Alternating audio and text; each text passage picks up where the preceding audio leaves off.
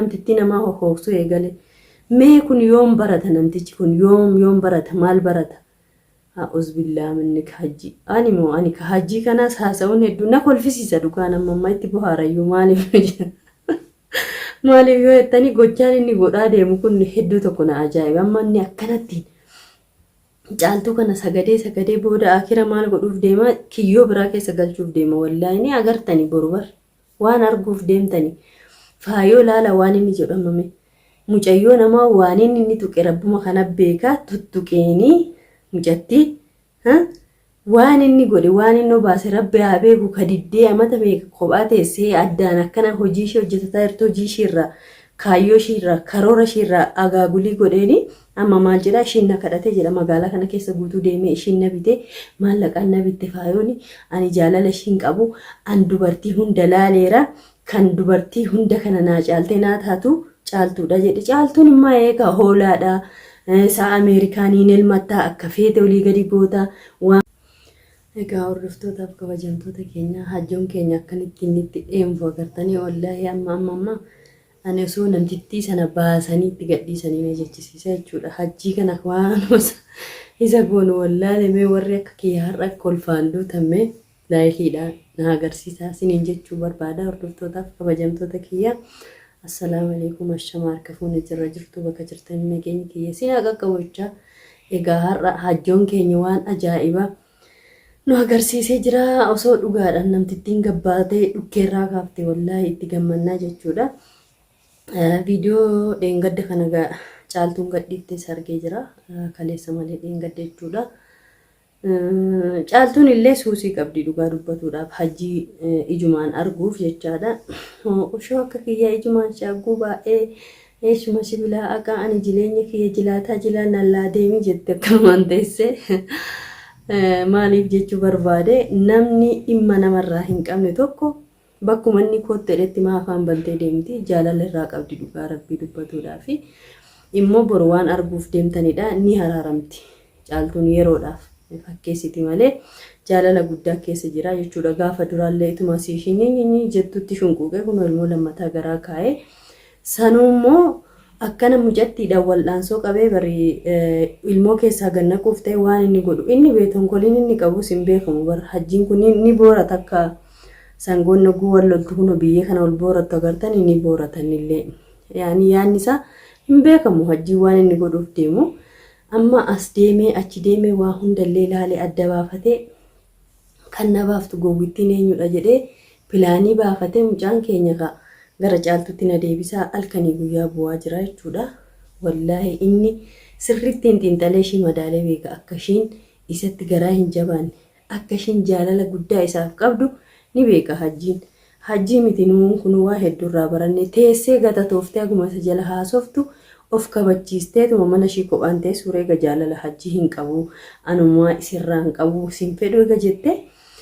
teessee adaba ammaa ilmoo ishiin guddifatiin amma deebi'een yookiin ka dhufe yookiin ishii ajjeesa yookiin immoo ilmoo ishii kana akkuma gaafa duraa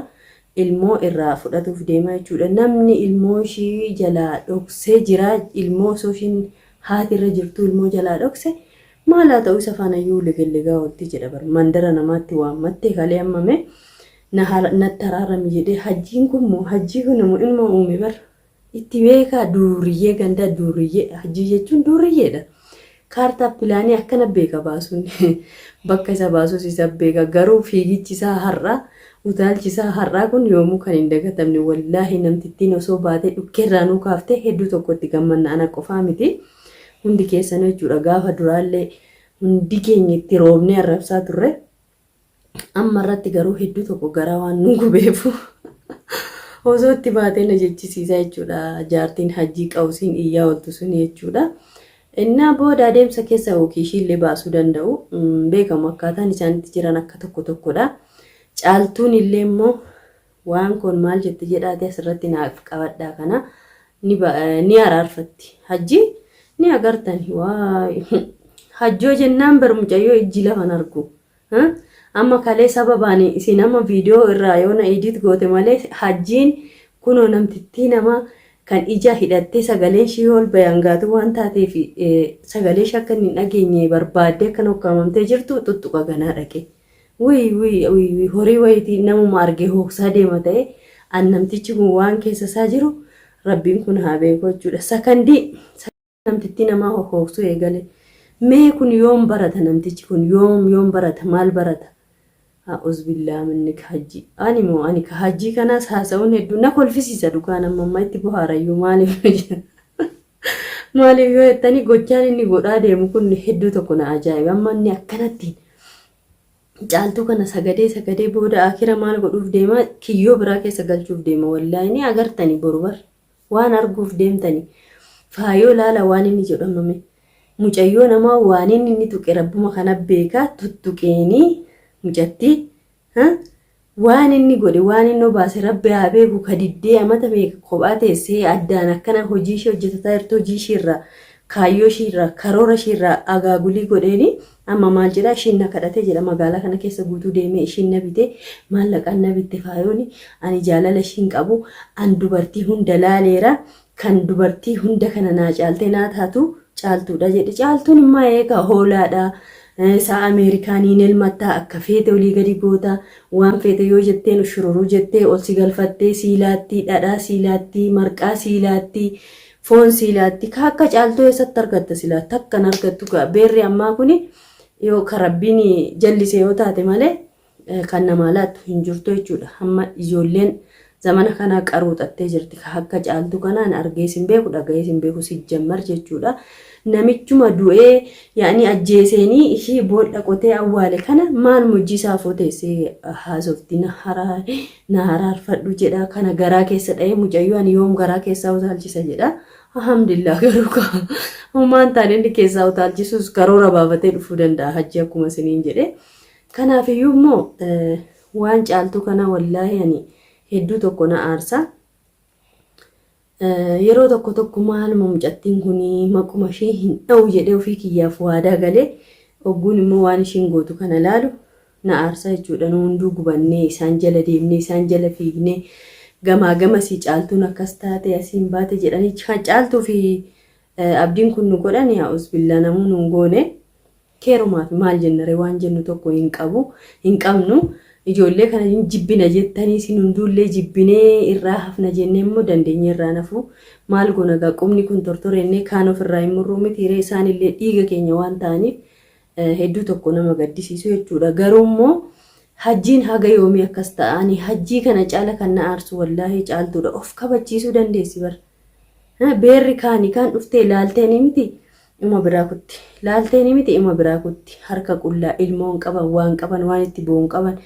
Hayyee ishiin immoo homaa miti ka rabbi ilmoo kennee fi ilmoo ishii kana guddifatuudhaaf ishiin duraan tursa nagaa ishiitu caala. Manuma sana gabbayee jennaan diddee amma namni hedduun akka ishiin mana sanaan baane isatu godhee waatti godhee maal ta'e jettan ishiin yoo isa jalaa baatee dhokatte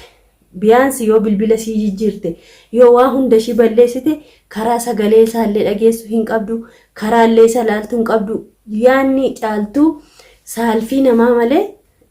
Keessa ishii ka jiru eenyudha hajjiidha. Hajjuma malee namni dhalatee dhiirti lafarra deemetteeyyuu waama tokko yaaddu caaltuun jechuudha. Jaalala guddaa keessaa qabdi. Osoo jaalala hin qabaanne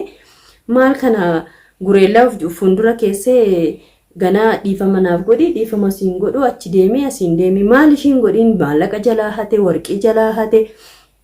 haga huccuu ishii baasee gurgurame hajjiin kun maaluma faayidaan hajjii kana isiniin kunuu ogguu hubattan faayiduma hajjiin qabu maalidha. Namni gizee tokko bar hin dogoggora gizee lamallee ni dogoggora gizee sadii ni dogoggora garuu kanaa ol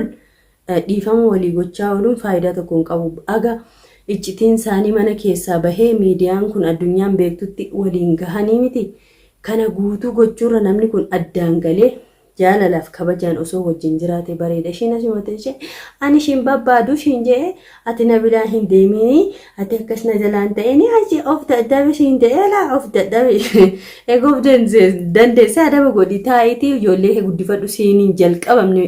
magaalaa kana keessatti namni sooshaal miidiyaan baane malee ijoollee 3-4 kophaasaa guddifata. Intalli namaa ol fiigdee gaffiigdee caaltuun immoo maal dhabde wallaahi.